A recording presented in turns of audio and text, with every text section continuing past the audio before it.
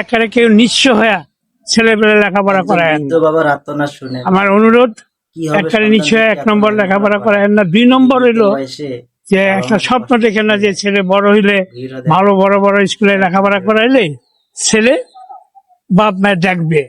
এইটা কইরেন না। এটা তার জ্যান্ত প্রমাণ আমি। ছেলে একটাই, ওর কষ্ট লাগে না। কষ্ট লাগে কোথায় পড়াশোনা করাইছে? সেন্ট গ্রেগরিতে Lakshmibazar saint Gregory school, Dhaka বিশ্ববিদ্যালয়।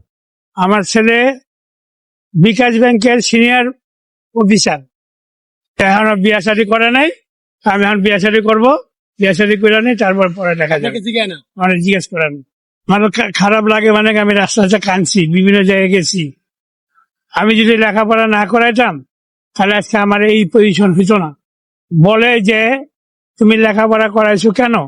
তুমি অতিরিক্ত বিলাসিতার কারণে তুমি লেখাপড়া করাইছো। আমাকে একটা 4 বাড়ি করে দিতা, তুমি বাড়ি গাড়ি করে দিতা।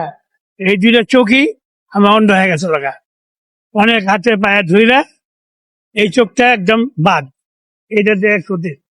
প্রথম দিকে আমি আমার ব্যবসা বাণিজ্য পত্রিকার ব্যবসা করতাম।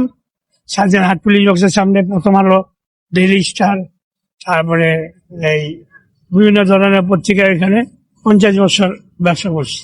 আমার বিভিন্ন ধরনের রোগ টোগ হওয়ার পর আমাকে আর কেউ সহযোগিতা করে না। ছেলে তারা পড়াইছি, ছেলে বলে যে তুমি এতদূর পর্যন্ত লেখাপড়া করে